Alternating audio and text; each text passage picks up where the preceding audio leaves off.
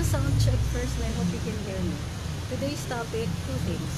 Uh, the, the apparent cleaning up by the camp of Mar Rojas of his record in Yolanda, and the setting up of Maria Ressa as some kind of folk hero. Kung matatandaan po natin, kadalasan ang narrative ng kabila ay yung napag-umpisahan na nila noong 1986 or during the Revolution of 86.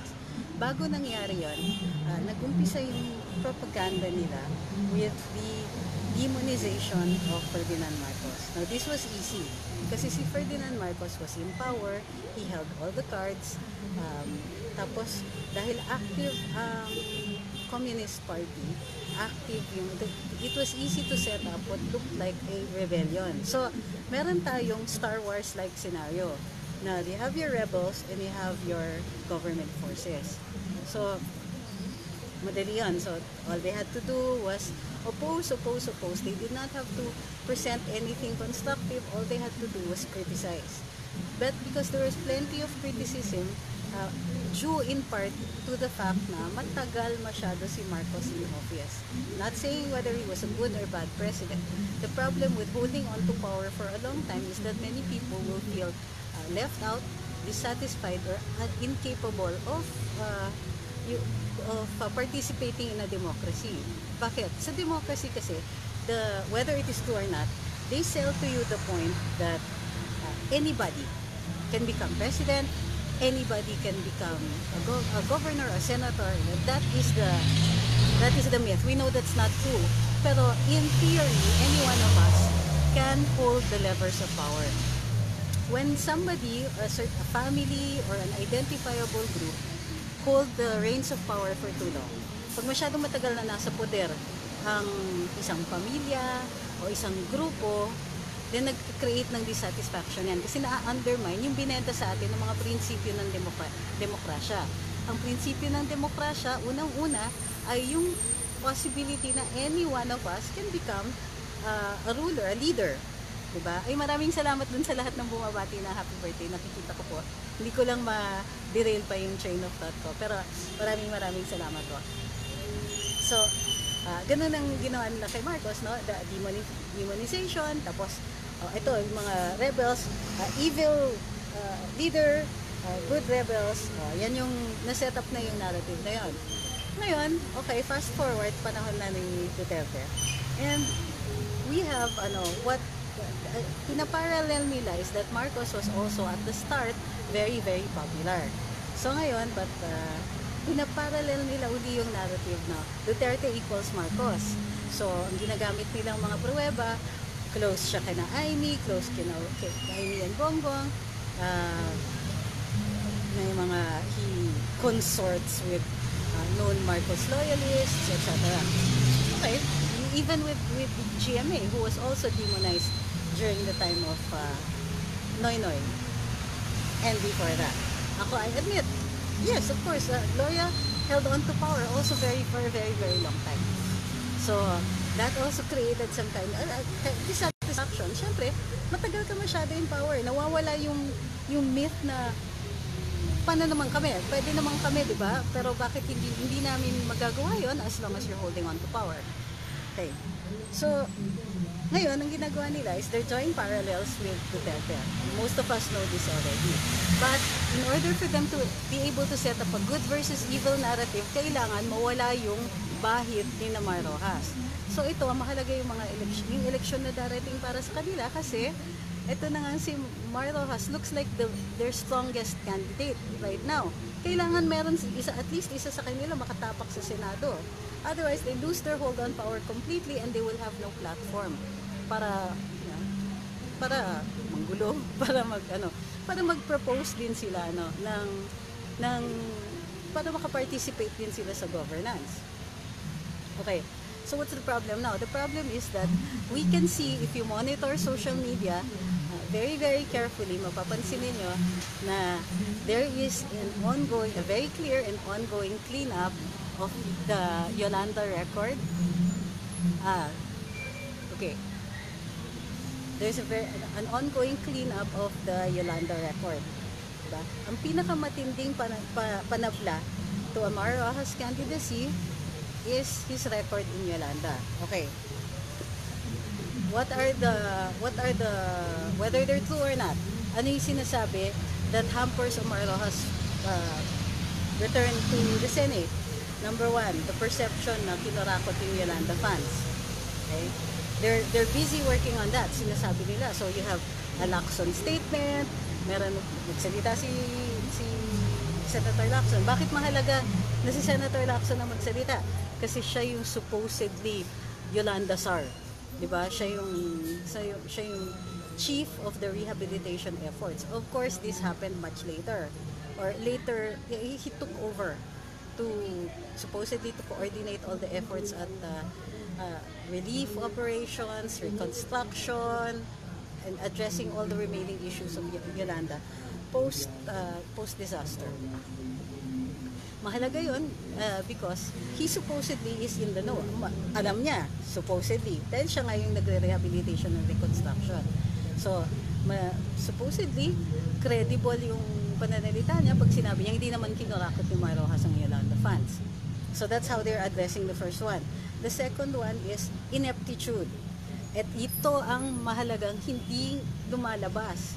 Kasi yung ineptitude, which is really not we're not saying na nangarakot si Mar, but we're saying he was too dumb to conduct relief efforts. The guy has no experience. Ano ba naman siya? He was head of the DILG. Pero who does the relief efforts? May DILG nga. Pero primarily, ang gumagalaw dyan is the military. And that's why may disaster Relief Coordinating Council at the time, which was headed primarily by military officials and was run largely as a military operation in coordination with several civilian agencies. So, anong alam ni Mar Rojas sa disaster relief? Wala siyang alam sa rescue operations, wala siyang ganon.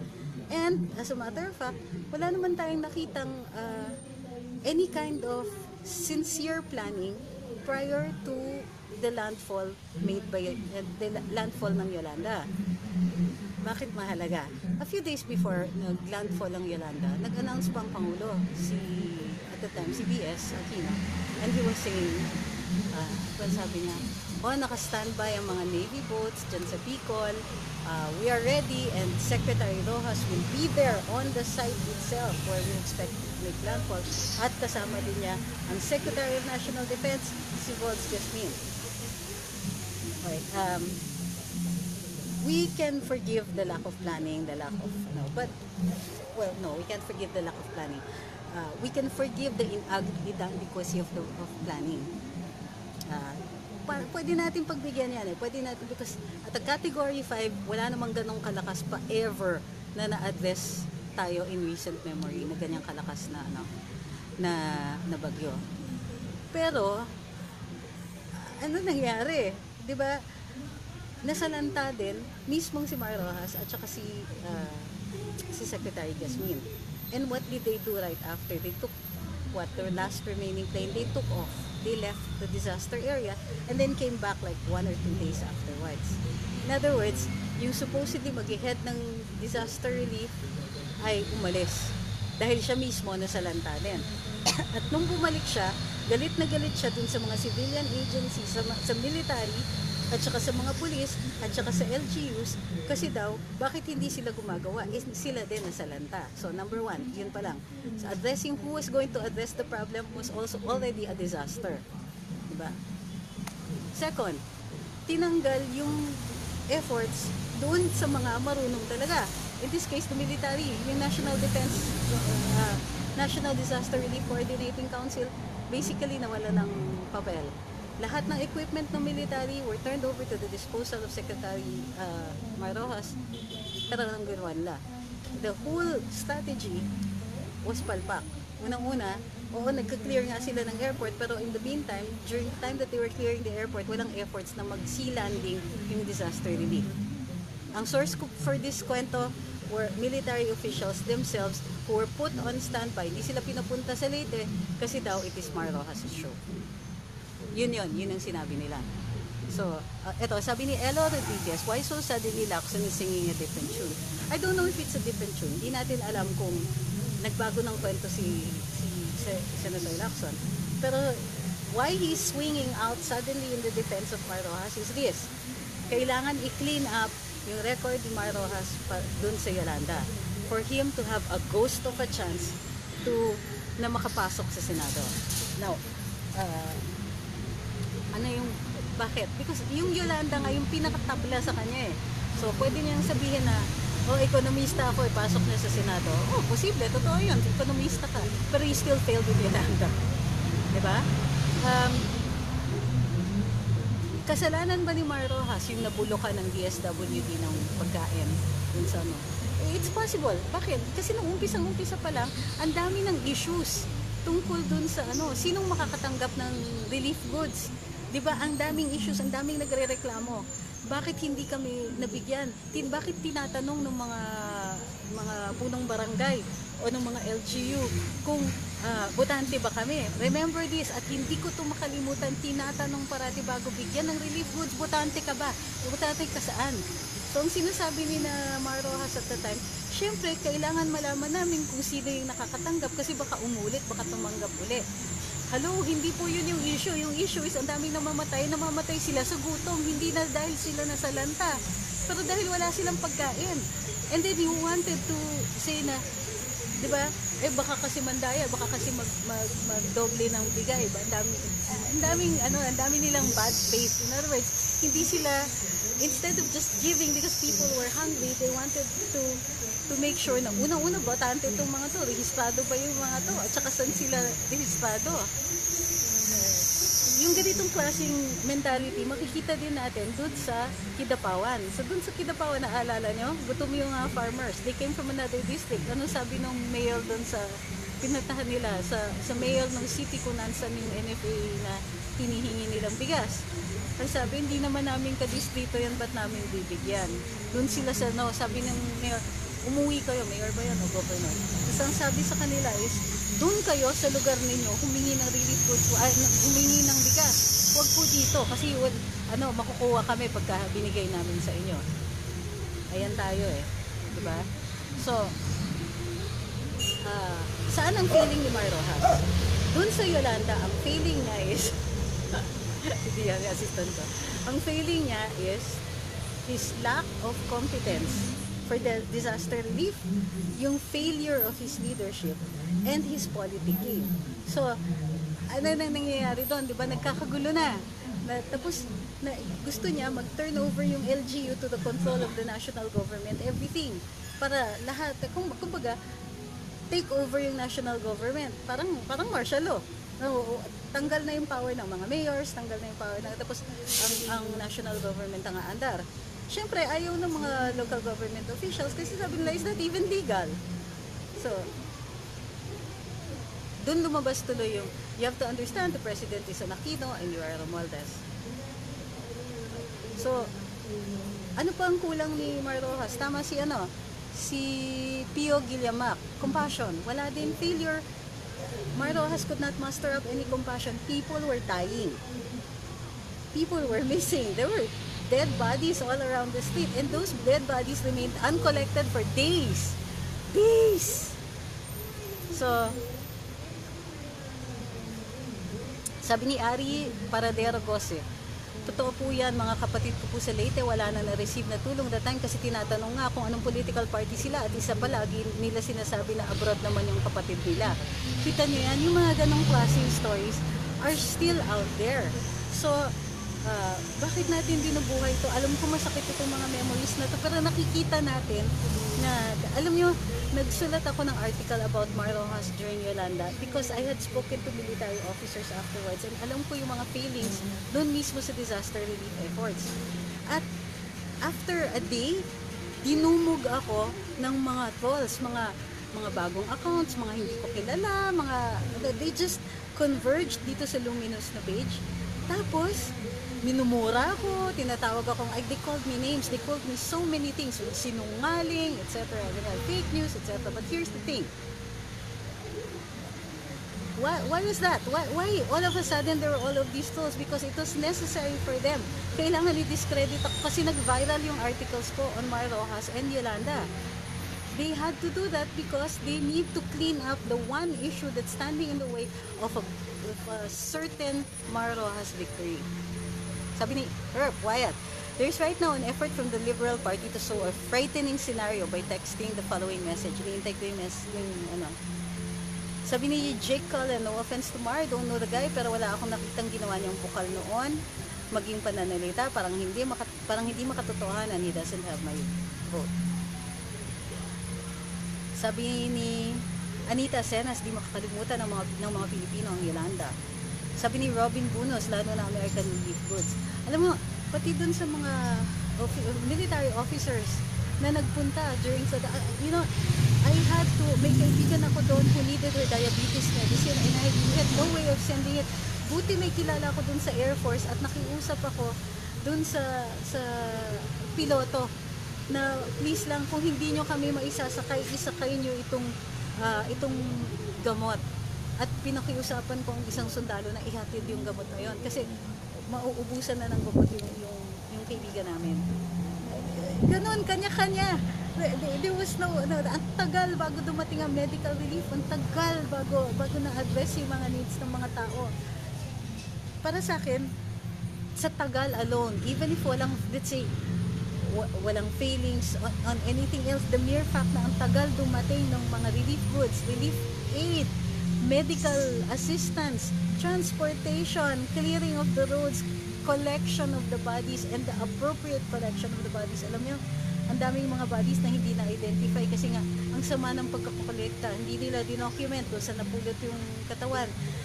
They just, ang basic use nila for identifying the bodies was yung damit na suot. Paano kung hindi mo alam kung anong suot ng kamag-anak mo? Paano kung hindi kayo parati nagkikita? Paano kung umuwi ka after 2 years to identify the body? Hindi nila masabi. There was no help. Pati dun sa pag-identify ng mga katawan, they had to, and for some, they were out for such a long time na hindi na naging identifiable after a while. Sabi ni Robert, no, kung PI, kahit 10 times po sila mabigyan, wag lang hindi mabigyan. Anong klaseng pag-iisip na yan? Nakaiyak marinig yung mga ganyang pangyayari. Sabi ni Angelo Alvarez, nabulok nga yung mga donation containers sa Canada and America. Sabi ni Sarah Diwata, mahina daw. Mahina pa ba yung volume? Hindi ko na malakasan Todo na to But I'll try to talk louder. So, yun lang, kailangan magmasid tayo, kailangan bantayan natin kasi nga, maliwanag na may effort to clean this up. Kasi ano bang lumalabas?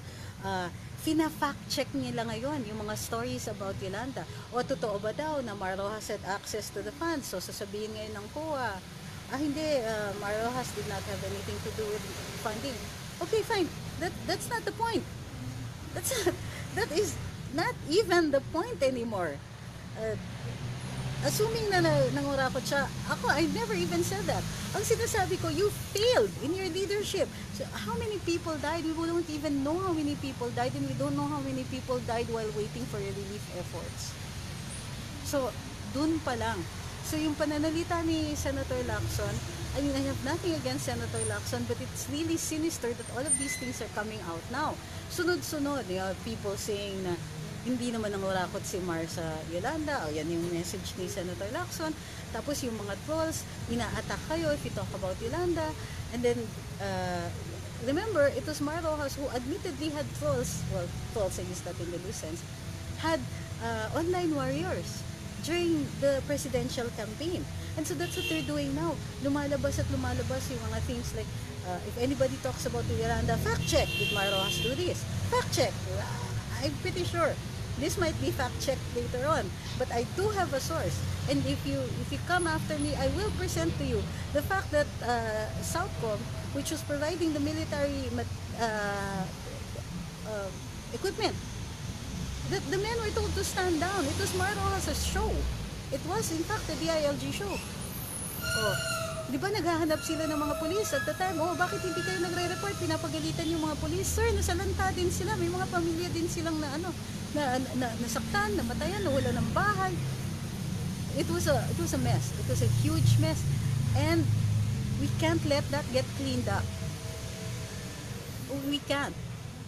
I don't care if it ruins Omar Rojas' candidacy. We can't let him try to clean this up online. Yun yung para to fit into their narrative. Kasi kailangan good versus evil, di ba? O sige, kung tayo yung evil, de sila necessarily yung good. Para maging good, kailangan matanggal yung mga bad parts na yan. Did President Duterte ever do that? When he was running for president, did President Duterte try to clean up any of his past? Yung mga supposedly mga pinatay niya, etc., yung mga sinasabi nitong sina Matapato, all of these issues that were raised during his candidacy, did he try to clean anything up? Wala. Anong sinasabi niyo? Di sige, magsalita kayo tungkol sa akin.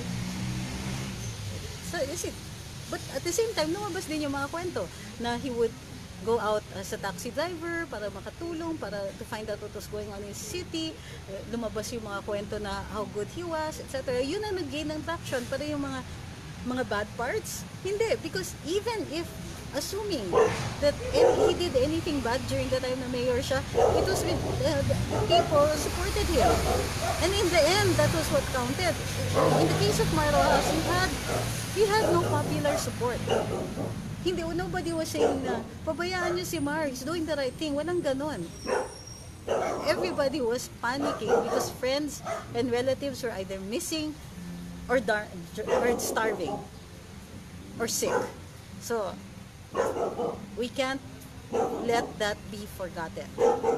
Diba? And we can't let that be marginalized. We can't let the suffering of people during Yolanda be, the whole narrative be changed para manalo yung isang tao. Parang hindi ito katanggap-tanggap. Hindi talaga, sorry. Failure of leadership, lack of expertise, and of course, hindi ginawang sikreto ni B.S. Aquino, ng dating Pangulo, na sinet up niya talaga na si Mar yung magiging head nito relief operations na ito para ito yung magiging platform niya to run for president. Parang pagka naging successful ito, even if he doesn't do anything himself, dahil siya yung mukhang leader, all he had to do there was, ito yung problema kay Mar Rojas, he thinks that acting is actually leading. So yung mga tipong, there's this video of him pointing to a backhoe, at sinasabi, gamitin natin yan, paandarin natin yan, mobilize natin ganito. He thought that as long as he was posturing sa harap ng camera, as long as umarte-arte lang siya sa harap ng mga camera, turo-turo siya ng gano'n, sige, gawin natin nun, punan lang, ganon siya. As long as he could do that, he thought, yun na yung leadership. Nasanay sila kasi na leadership by press release. So, akala niya, uubra pa rin. Too late. By that time, may social media na, na-check na sila. So, yun lang ang nire-raise ko lang yung issue na ito so that we don't allow people to fact-check us on Yolanda. To tell us that we're wrong about the perceptions. Kasi they're counting on the fact na matagal na nangyari yon at posibleng mabago pa nila yung isip natin about it. Kasi yun na nga, hindi na immediate yung issue, they're counting on us to not be angry anymore at tumingin tayo and say na, sige, hindi nga nangurakot si Mar, sige na nga, pwede siya maging senador. No. It isn't even that. At least for me, it was, the money issue came later on. Kasi yung COA report na ang daming hindi nagastos na donations came out much later. Ang para sa akin, it was this complete bumbling show. Parang nilagay mo si Mali Mar na mag-head ng relief efforts. And buti sana kung hindi buhay yung nakasalalay. So, sabi ni Romel Pakunlam, nawala, Romel, basahin ko lang pag inulit mo. Sabi ni Myra Verona, bukod sa incompetence ni Rojas at Aquino dyan sa Yolanda na yan, kinurakot pa rin ng mga fans na nakolekta na para sa mga nasalanta. Yun ang pina-fact check nila ngayon. There is still that COA report. Pero, kung papansinin nyo, kung i-google ninyo yung COA report na hindi nagastos lahat, merong nakalagay doon, pag you try to share it on Facebook, may lalabas, may pop-up na magsasabing, there is additional input from Vera Files on this. Okay? Ano ibig sabihin nun? Ibig sabihin, finact check ng Vera Files yan. And their fact checking will probably, hindi ko na binasa. Kasi you can't post it eh. If you post it, may lilitaw na finact check ito.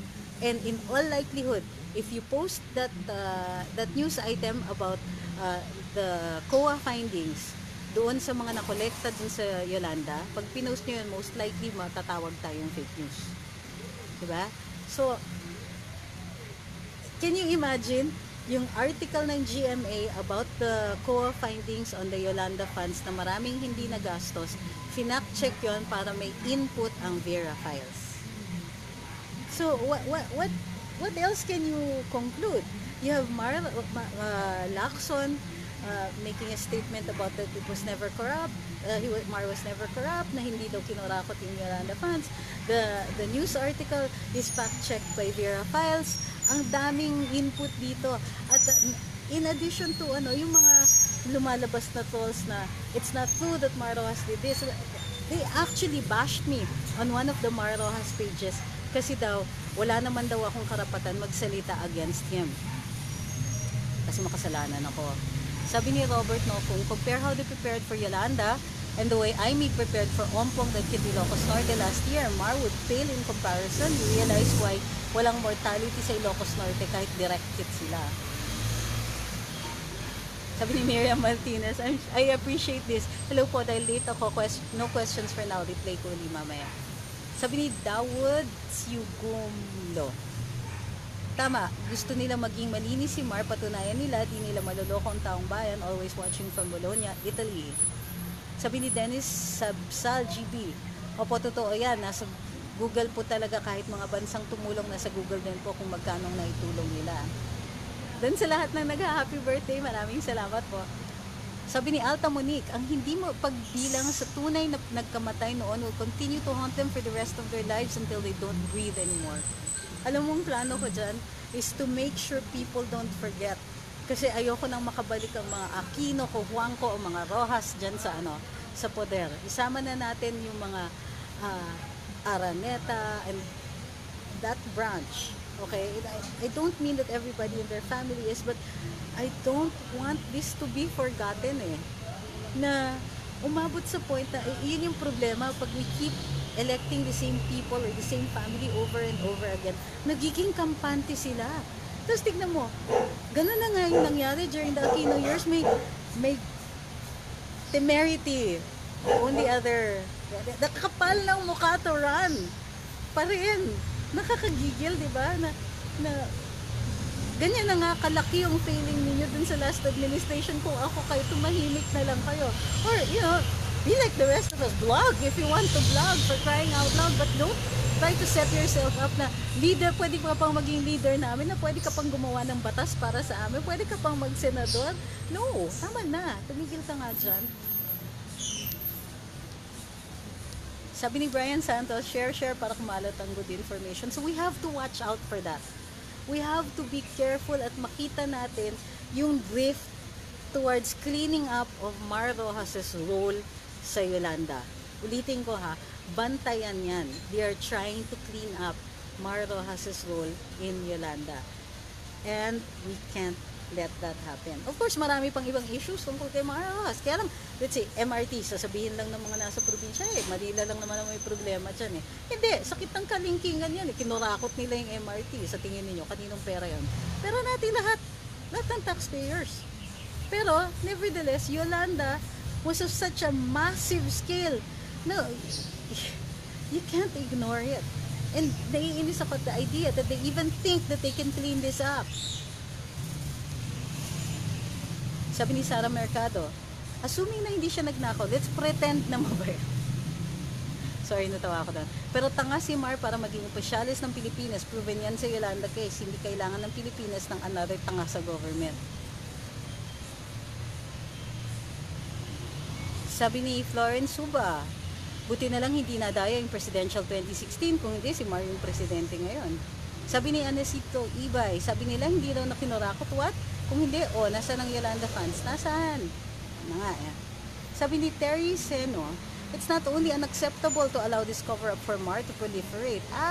Ang bilis, sorry. Okay. Natin natin yung iba. Sabi ni Charmaine Gaco, happy birthday. Hindi ako nakahabol sa karambola para mabati kita. Okay, okay lang on live. Kanina puyat kasi, uy, huwag kayo magpupuyat. Okay naman, we have the whole day. Sabi ni Jan, I admire intelligence for protecting our cultural treasures. Oo, pero hindi cultural treasures si Marha, so he doesn't need protecting. Sabi ni Eric Yanasa, enough na yung sinasabi ni Mar na you are Romualdez and the president is Aquino. Please, wag nang iboto. Okay, another warning. Dahil ni-bring up ko to, sigurado ako, in a few hours or a day from now, lalabas na yung mga paninira tungkol sa akin. Take it for whatever it is. You can believe it, you cannot believe it, but remember that this is what is going to trigger it. Bakit? May Mar Online Warriors. At yung mga yan, may mga pages yan, may mga accounts yan, ibabash ako ng ibabash dyan, ipapaan pa nila yan, isi-sponsor nila yan, they'll try to spread it out far and wide para matabla yung sinasabi natin dito. So, don't let that bother you because it doesn't really matter what kind of person I am. What matters is the kind of information I'm giving you. And I'm telling you, I took those interviews. I was also in Mindanao. I passed through the military camps, and you can check that on my Facebook shortly after Yolanda, and I got the kwento. I got all of it kasi I was going to Tawi-Tawi. Tapos sinasabihan ako, I was supposed to take a chopper. Sasabay ako dun sa Air Force na pupunta na Tawi-Tawi. Walang choppers because all the choppers were in Leyte. Pero I was so frustrated because even when they had all of this equipment, they still failed. They still failed, and ang masakit niyan is yung mga napatay while waiting for relief efforts. We don't know their names, we don't even know how many they are, pero naman bigyan naman natin sila ng hustisya. Huwag na natin papanalunin si Mar. Sabi ni Dawood, parang hobby na po nila yung lokohin ang dilawan ng taong bayan. Sabi ni Albert Pernia, I can see your frustrations and full disappointment. Keep us informed and updated. Many thanks and happy birthday. Thank you po. So, okay, next, so, yun lang, papaalala ko lang, para mabigyan ng hustisya, at para igalang natin yung memory ng mga nasalanta, nasaktan, namatayan, mga namatay, mga permanently disabled, dahil dun sa Yolanda, dahil nag-fail yung government efforts para mabigyan sila, mareliebuhan sila, mabigyan sila ng relief. Please, wag na natin payagan, unang-una, na baguhin yung narrative ng Yolanda. Wag na natin payagan na baguhin yung narrative na yan for the sole purpose of letting this person occupy another public office. Please, wag na po. Wag na. Wag na. Hindi man ako, wala man akong kamag-anak na namatay dyan. As a Filipino, the waste of human life, it's beyond belief. And kahit ang tagal na since nangyari yan, nanggigigil pa rin ako sa galit because the temerity of these people to assume that they can do these things are reserved for experts. Tapos gagawin ninyo political platform. It boggles the mind how cruel they can be. Whether they intended to be cruel or not is beside the point. How kapal, sorry, ng mukha.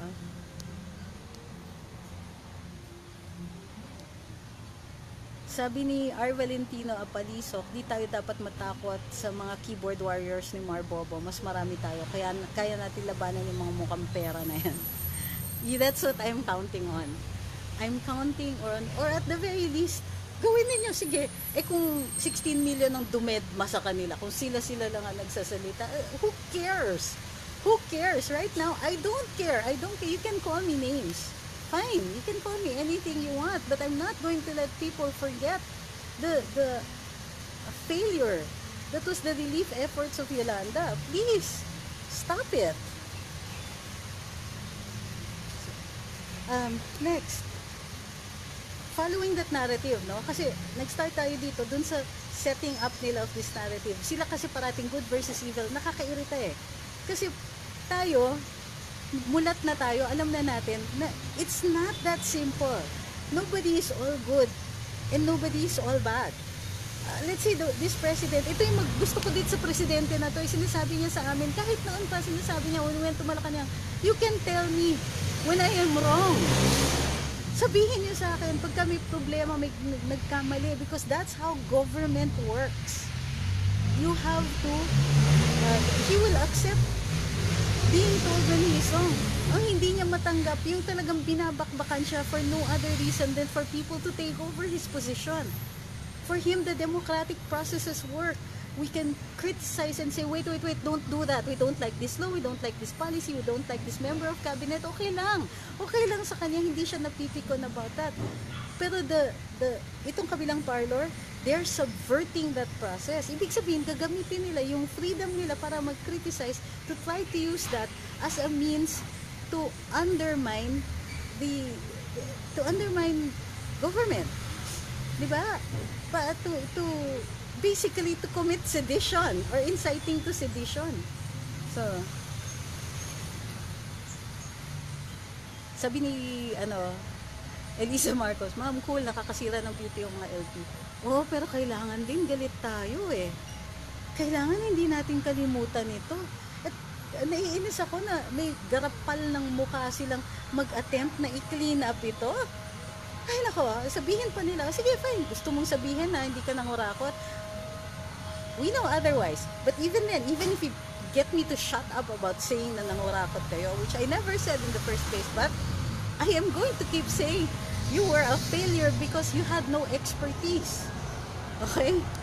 Na kahit sabihin niyo pang later, no, he relied on this or that advice, this or that, whatever. No! Your feeling is that you are incapable of listening to criticism at the time. People were already telling you. Bakit niya sinisante yung police who was saying na mas marami pang patay than you were saying? Why? Bakit kinahiya ninyo yung number of bodies? Bakit? The only reason kung bakit kinahiya ninyo yung number of bodies is because it spoke about the feelings. Diba, that's the only reason why they wanted that to shut up. Sabi ni Harold Luis Bulaybay, guys, posting kayo against Mar, yung mga balik tanaw ng ginagawa niya sa Yolanda. Meron akong post nun, share nyo lang para dumami. Okay?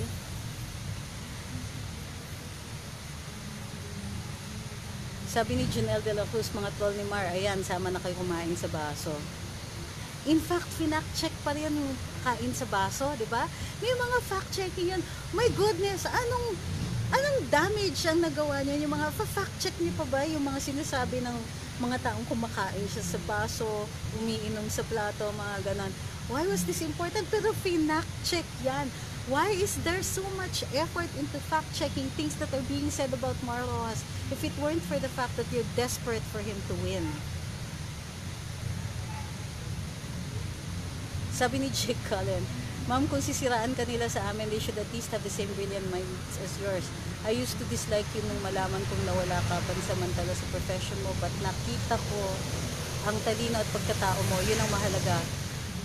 Mas yun na din ang hinahanap ko sa mga kandidato. Utang ko sa iyo ang bagong pananaw ko.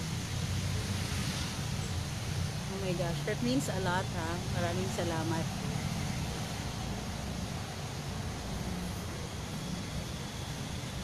Sabi ni Dennis Sabsal, lahat ng taxpayer pwede silang murahin at hindi mo pwede patayin. Okay, please don't say that. Ang sakit, nag-aksaya ka ng oras at pera pero naging baliwala lang din lahat. Nakakasad. Tama. Sabi ni Flavie Serafico, kasi yun ang resibo nila na nag-fail sila sa Yolanda kaya tinago nila yung number ng namatay. Yes. Pero alam mo sa akin, pumunta ako dun sa few months after that, pumunta ako dun sa libingan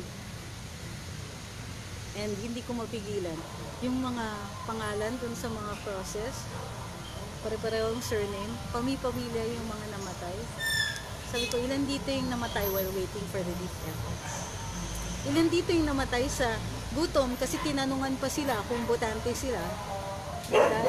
Ilan dito ang namatay kasi pinaghinalaan silang kumuha na earlier on. Or dahil hindi sila dun sa barangay nila humingi ng relief goods. Or dahil nag-iintay sila ng rescue, let's say na naipit sila, nahulugan sila, or they're half drowned. How many died waiting for rescue? Leche kayo. Sabi ni Jerry Booksit, Yolanda will never be forgotten in Philippine history. Ayun, moving on. Ngayon kanina madaling araw, inaresto si Maria Ressa sa airport. Right? Alam niya na maaaresto siya. Pauwi pa lang siya, alam niya maaaresto siya kasi 2 days ago, lumabas na yung resolution ng city prosecutor na may probable cause dun sa anti-dummy law at sa securities law. She knew she was going to be arrested, pero syempre, hindi pa umandar yung she could have come home earlier. Kasi once lumabas yung resolution, ipa-file na yan sa hukuman at hihingi na ng warrant of arrest kagad yung prosecution. So, kung nagtagal man sila dun sa pag-uwi niya, well, she had time to prepare for her bail document. So, magtatagal ba siya in jail? Hindi. Kasi, bailable yan eh.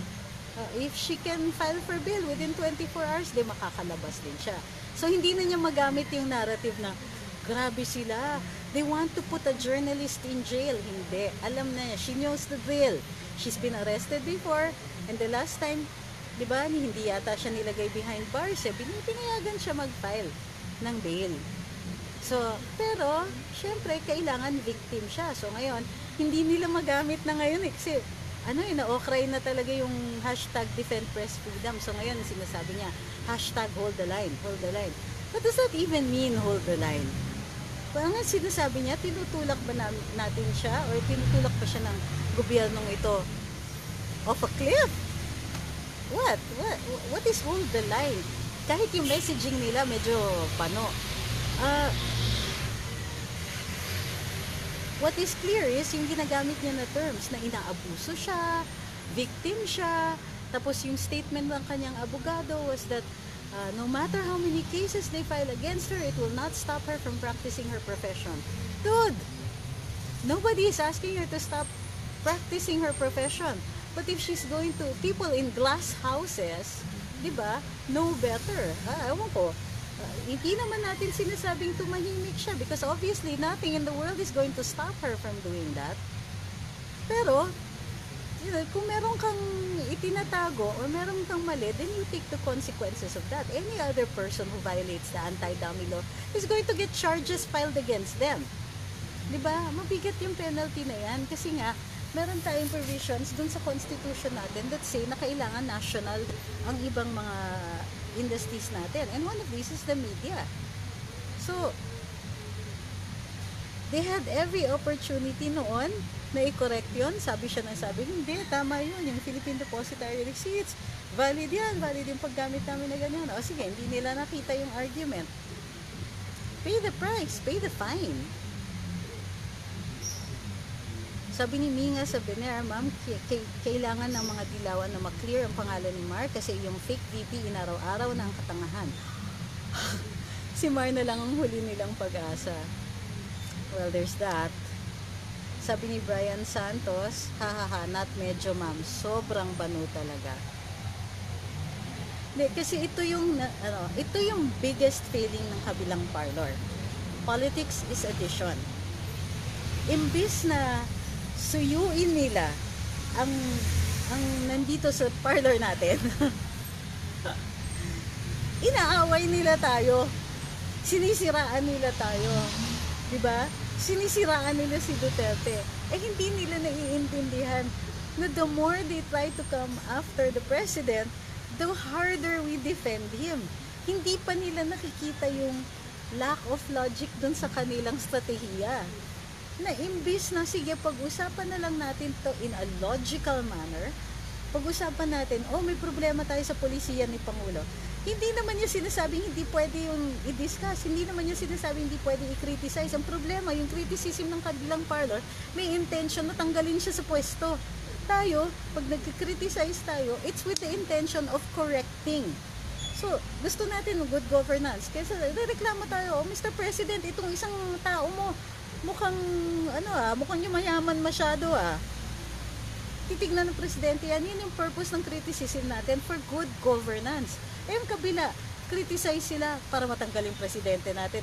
Teka muna, happy kami din sa presidente ito. We may not be happy with everything in government, but hello, he's still so much better than what we had before. Ano ba?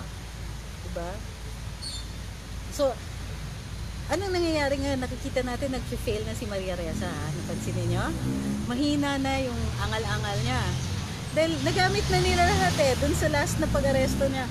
Yung, wow, sinabihan ba naman kami, nasusunod kami. Gusto nila kasuhan yung NBI agent. Gusto nila hindi siya inaresto muna. Yung mga tipong, teka muna, wag muna akong arestuhin. Why? Diba? May mga angal-angal pa sila na, it's after office hours, kung nung detalye ang kinakalkal nila. But in the end, valid yung arrest. Valid yung arrest warrant. And you know why it's valid? Because she filed for bail. When you file for bail, you waive na the question on the illegality of the arrest. Nasa batas yan. So, she admits na valid na yung arrest kasi nag-file siya ng bail. Kung gusto niyang questionin na invalid yung arrest warrant or invalid everything else, di huwag siya mag-file ng bail. Ilaban na niya sa hukuman na hindi niya ginawa. So paano siya magpapa-victim ngayon? Di ba, paano niya ngayon questionin na, itong NBI agent na ito, tinitheten kami, tinitheten yung mga tao ko sa office. Nasa na? File ka. Sige, file kayo na administrative case, but that doesn't stop you from getting arrested. And sabi ni Relda Martin, din nga ako interesado sa Brexit, mas gusto ko makinig sa live mo, kayo naman. Interesting din naman ang Brexit. Tapos, so yun, di ba? Yung dahan-dahan humihina yung argumento ni Maria Ressa. Hindi na niya masabing, defend press freedom. Bakit? Tuloy-tuloy naman ang printing ng tuloy-tuloy naman ang pahayag ng Rappler. Tumigil pa sila? Sila na nga mismo yung nagsasabing, no matter what you do, hindi mo kami matitigil. Yan, di naman kayo tinigil. And, now what? Paano yan? Diba? May Facebook pa nga kayo, tuloy-tuloy pa rin yung Facebook ninyo, diba? If ever anybody has a right to say na kami in-oppress ninyo, pinipigilan yung freedom of speech, kami yun. In-announce nga today, there are several accounts daw associated daw with Nick Gabonada na tinake down something like 300 sites or whatever. At they took great pains to say na ito daw si Nick Gabonada ran the social media of the president nung presidential elections, etc. But whether he was doing it for the president or not, hindi rin maliwanag. Pero sinasabi nila, maraming tinake down ang Facebook na ganitong account supposedly associated with the president's former SOCMED head during the presidential elections. Pakisabi nga, kaninong mga accounts ang natatanggal? Kaninong freedom of speech ang nabubusalan dito?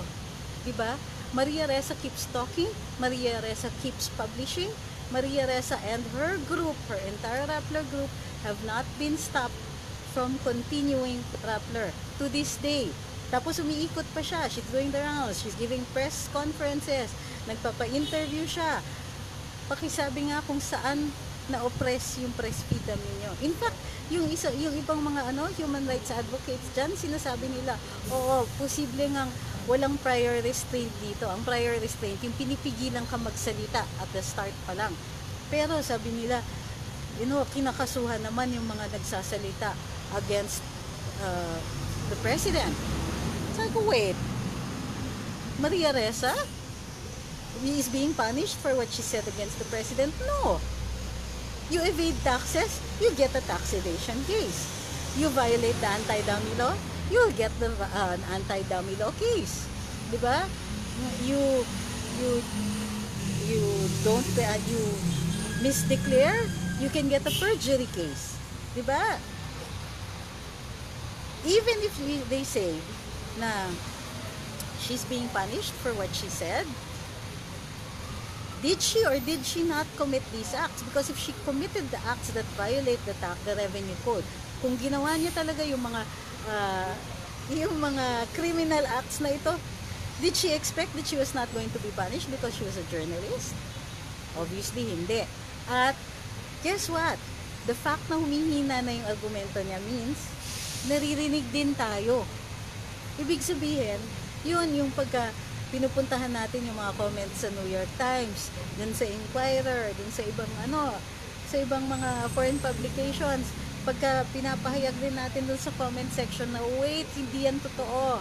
At saka itong mga paulit-ulit natin sinasabi, pag-share natin dito sa Facebook ng ating mga saloobin, ibig sabihin naririnig tayo.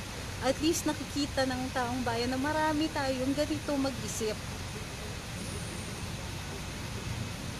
Sabi ni Daffy Vance, nako sila yung mga bumubusal sa atin. Ako madalas pong mabablock yung pagla-like ko sa mga posts that are pro-admin or mga posts sa nakakasama sa kanila. Di ko na nga po nakikita sa newsfeed ko kapag nagla-like kayo sa karambola. Okay, so yun na nga.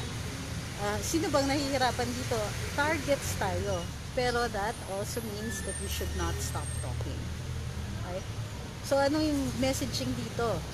Yung kanilang good versus evil, hindi na masyadong bumibenta. Pero tinutuloy pa rin nila yung narrative na yon.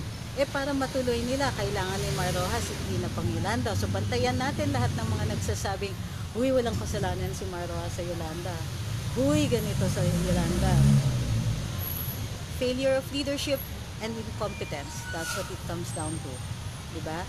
At yung kanyang pamumulitika, the president is an Aquino, really? And so what? Who cares? Diba? And then, itong Maria Ressa, nakikita na natin, may effect yung pananalita natin. May epekto yan, huwag tayong titigil at huwag tayong magsasawa. Kasi no matter what, kailangan malaman yung totoong storya at saka kailangan ipagtanggol natin yung kaisa-isa, kauna-unang presidente na binuwag yung stranglehold, yung paghahawak ng oligarkiya dun sa ating tinatawag na levers of power. Diba, tignan nyo lang ang Aquino administration. May Aquino ka na nga nakuhaan ko. Meron ka pang Mar Rojas na Araneta na pag tinignan ninyo yung mga pamilya nila, ala, nakailang presidente na, nakailang senador, nakailang mayor, nakailang na puro sila na lang ba? Buti nga nagka Rodrigo Duterte kahit paano binabasag natin yung oligarkiyang to. At tandaan niyo at ito, gusto ko wag niyo rin kakalimutan. Sir Villano Aquino, great grandfather ni Noynoy, served in the Aguinaldo cabinet. Benigno Sr. served under the Japanese puppet government. Benigno Jr., mayor, senator. His wife Corazon became president. His son became president. Hanuva. Diba? That is a dynasty. Diba? Sabi ni Cora Mac, huwag pong mapansin sa makasinungalingan ni Maria Ressa. Akala niya okay, effective ang ginagawa nilang umabusi sila ng gusto. So yun. Sabi ni Zenaida Walton, I'm really missing these very interesting topics. Ressa's arrest and Ping Lacson. I hid my iPad under my desk but can't listen and give comments. I can only look at your image. Sorry po, but you can watch the replay. So, yun po, huwag nating kakalimutan, nag-work yung ginagawa natin. Basta kinokontra natin yung narrative nila, after a while, importante yan kasi we can't allow yung theory nila, yung good versus evil nila, yung victim kami, to be the narrative. Kailangan binablock natin yung ganyang klaseng narrative. Kailangan sinasagot. Even if sinasagot lang natin to sa social media kasi maliwanag na pinapakita natin their lack of popular support. Alam mo kung bakit sila nag-succeed, no? Nag-succeed sila kasi walang social media at hindi nakita. Importante to, hindi nakita just how little they are. Ang konti lang pala nila. Nanalo sila sa EDSA kahit ang konti lang nila compared to the rest of the country. Nanalo lang sila kasi nga of the popular belief na marami sila, na sila yung tama and therefore marami. Nakuha. Sabi ni Ayita, Servillano Aquino and Benigno Aquino are both traitors. Well, definitely Benigno Aquino. Kasi si Servillano, when he was in the cabinet of Aguinaldo, hindi clear sa akin kung ano yung naging participation niya dun sa pagkapatay kay Bonifacio at dun sa sa pag-elect ni Aguinaldo. Sabi ni Rod Rodriguez, thank you for educating millions of Filipinos around the world about what's really happening now in our country. Happy birthday. Thank you po. Sabi ni Jerry Fernandez, Buxi, Tatay Digong is another version of Apo Lakay. Sabi ni Greta Arce, mabuhay ang 8, diretso si Duterte, nakubaliw yan. Ganon. Nice try, but you're a troll. Sabi ni Lee Santi, no one is above the law, Reza should pay for the crimes she committed. Sabi ni Nia Turner, oo nga sa katangahan ng botante, botante, parang abnormal naging presidente ng Pilipinas. Ako kasi I try to avoid calling people names, no? Na ako I prefer to say that Noynoy was an ineffective president and tolerated corruption. Not sure tolerated is even the right word kasi he did more than that. Sabi ni Sara Mercado, totoo, mabuti nanalo si PRRD, kung di kawawa ang mga Pilipino, ilan ang naging OFWs under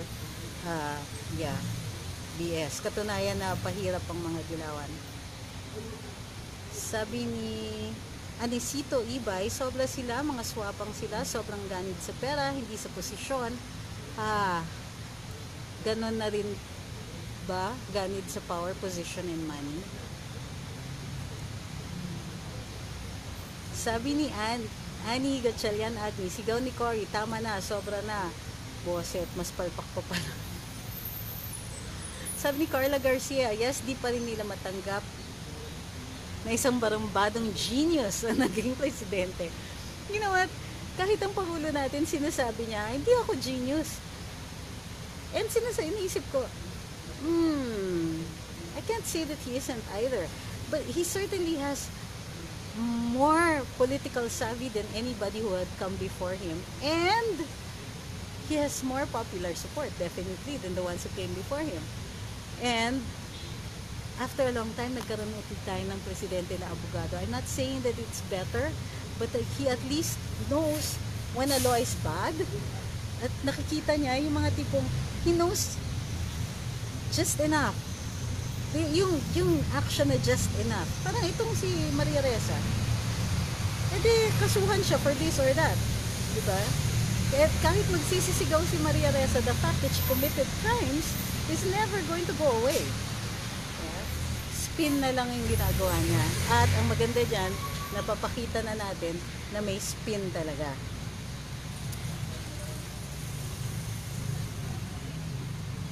Sabi ni Arabella Ricard, happy birthday! I'm a fan, you make a lot of sense. Nako. Sabi ni Dennis, bakit si Drew hindi ba nagla-live? Tanungin ko, pero ang alam ko hindi pa niya feel yata mag-live. Sabi ni Jeremy Huber, yes, my general, this is our battle cry. Our voices will be heard and we'll keep making noise. Yes, and let's keep following the bloggers who make sense. Of course, TP and SAS, given yung mga yan. Sina Kits Barha, sina Mark Lopez, Tom Berenguer. Yung mga to, they make so much sense. Of course, Darwin Cañete, who's so funny, pero so deadly, na parati siyang nasususpend. The usual suspects. At kung hindi nyo nakikita yung mga to sa newsfeed ninyo, puntahan ninyo yung mga pages because it is always worth it. And why am I saying this? Kasi nga there will be people who will try to throttle us, try to silence us, And the only way they can do this is through the tech that's possible on Facebook. Huwag natin payagan yan. How do you defeat this? It still goes back to liking, sharing, commenting. See first ng see first. Kung patatanggal nila, kung mabigla ka ma-unfollow sa mga page namin, follow again. And keep following again. Keep clicking see first. Keep clicking like. Keep clicking, keep commenting. Kasi, ganon. Ganon talaga ang kailangan natin gawin. Konting tiyaga lang, hindi nila tayo pwedeng i-silence. Yung mga huwag nyo nang pansinin po yung mga troll na nandito diba? I told you that this is going to happen. Basta Marrojas pinag-uusapan, may papasok at may papasok na troll dyan.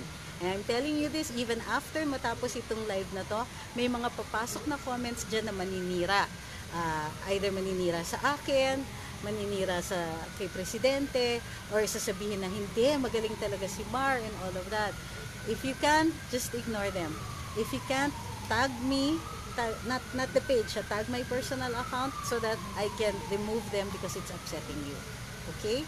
We will do that. Bakit? Kailangan ba natin silang tiisin? Diba? O sige, you got to put in your comment, then I get to erase it. Kaya ako sa iisipin ninyo, kayo nga, you're trying to take down our accounts. Di kami din will take down your comments. Sabi ni Ai Tamps, my high school history professor told us of, wait, can you put back your that was an interesting one. Sabi ni Datsky, Aquino is the curse of the Philippines. Nice. In fact, there's an allegation that Ninoy had an agreement with the Prime Minister of Malaysia to help him oust or remove President Marcos in the presidency in the risk of reviving the Sabah flame. Yeah. Ang worry ko lang kasi is if we put in unverified stories, it's okay na magchikahan tayo about that, but be very, very careful that you don't pass off those that are unsubstantiated as fact. Ay, importante to ha, please makinig kayo sa akin.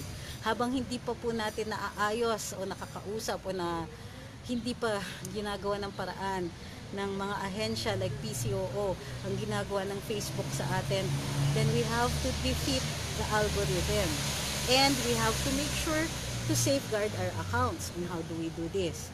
Gawin natin, we play by the rules. Kung hindi tayo sure of something that we're posting, please make sure that you say that there is a story that goes, there is an allegation, di umano'y sinabi nila ganito. Hindi natin alam kung totoo.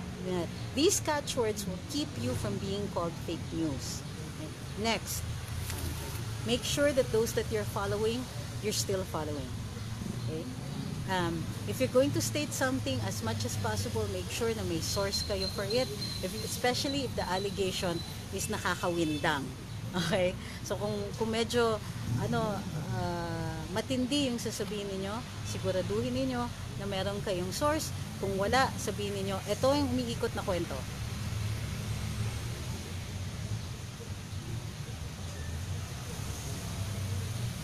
Okay. Sabi ni Jake Cullen, ilan po ba ang kasapi sa isang party list sa kaso ng kasosyo? Bakit parang si Mocha lang nagka-campaign? Yun na nga eh.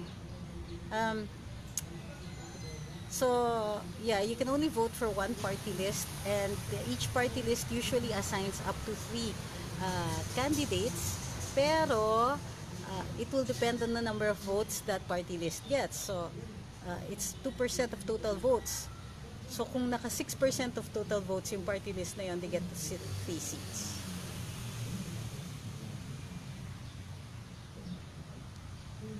Sabi ni Aljo, kailangan baguhin ang elementary at high school history books about Philippine history. Mr. Rigoberto D. Tiglau's book, Debunked, is more accurate. It's like reading the one I heard from my lolos and the local people. Yeah, let's work on that. I'm pretty sure na ganito yan eh. Meron tayong National Historical Commission of the Philippines at sila po ang nagdedetermine kung ano ang acceptable historical fact right now. Bakit sinasabi ko acceptable tapos fact? Kasi sometimes new research comes up na yung dati natin alam mababago. So pagka ganon, that's why history is something that you keep continually researching on. Also, nagbabago yung viewpoints. Halimbawa, kunwari, as far as we know, ganito nangyari kasi based on an eyewitness account. Later on, may lilitaw na account based on research that either gives a different perspective or a different set of facts altogether. So, kailangan ng review. Huwag niyo na pong sagutin yung tol. Wala yan, i-erase lang natin yan eh. Sabi ni Rolly Rosales, Pendlud Hapus. I don't know if I'm pronouncing this right. It's happy birthday in Welsh. Thank you very much kasi he's in Wales right now. Sabi ni Jeremy Huber, Mars trolls must earn their living too. It's a democracy. Yeah, but I'm going to erase them from this wall because I don't want them to make money off our audience. Sabi ni Jeff Ramos, kahit naman sila manira, alam na namin ang katotohanan at dahil sa inyo yon. Uy, salamat. So sabi ni Jose Aguilar, tandaan ng Yolanda, huwag kalimutan na hindi makabalik si Rojas at ang Liberal Party. Okay, so recap lang natin recap lang natin. First, they're trying to change the narrative on Mars participation in Yolanda. To counter that, remember Yolanda.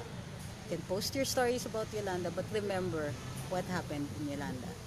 They're trying to make us forget or trying to change the story on that.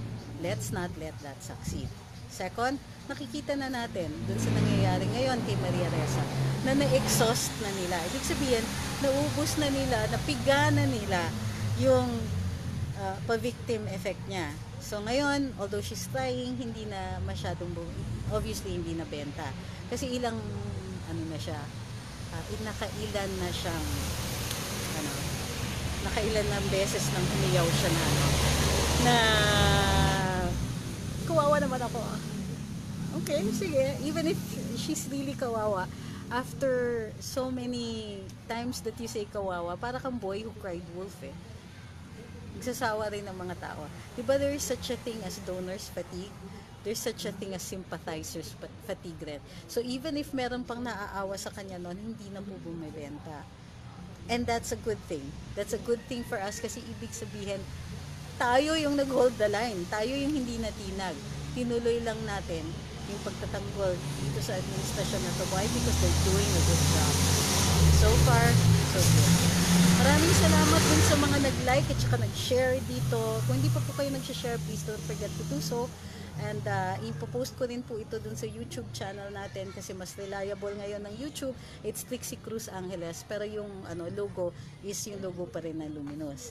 So, huwag niyong kakalimutan, please always check kung naka-follow po kayo dito sa page na to, like and follow. I-check nyo every so often kasi minsan, ina-unfollow kayo ng Facebook. Okay? Huwag nyo na rin pong papansinin yung mga trolls na nag-i-invade ng wall na to because remember, I told you this, Mar has online warriors at pag nalaman nila na meron tayong ganitong live, papasok sila dito, sisiraan nila ako, they will try to reverse the narrative again, they'll try to give you facts or whatever. Hold the line, di ba? So, don't lose your cool, don't lose your temper. Alam natin na may Mar online warriors and nothing they're going to say is ever going to change our minds. And if they happen to go to your wall, erase, block. Okay? Ganun din po ang gagawin natin dito. So, yung mga, tignan nyo, meron dyan na wala silang sinasabi kundi, to call me names, call me all of that. Bakit? Yun na lang masasabi nila eh. Ibig sabihin, their argument is defeated. Ganun lang talaga. So, remember, I warned you, papasok yung mga trolls dito. Later on, dun sa mga nanonood dito sa replay nito, tandaan ninyo, ignore the trolls, we will erase them later on. And don't worry about them. Kasi, presidential elections pa lang, meron na silang ganyan eh. Huwag kayong magpapatinag. They're going to try to change the narrative and they're going to do it this way. Yan nyo na. Deadma. It doesn't matter what I am or who I am. What matters are the facts about Mar Rojas. And we know what they are already. Okay? Maraming salamat! At saka dun pala sa lahat ng nag-happy birthday, thank you very much.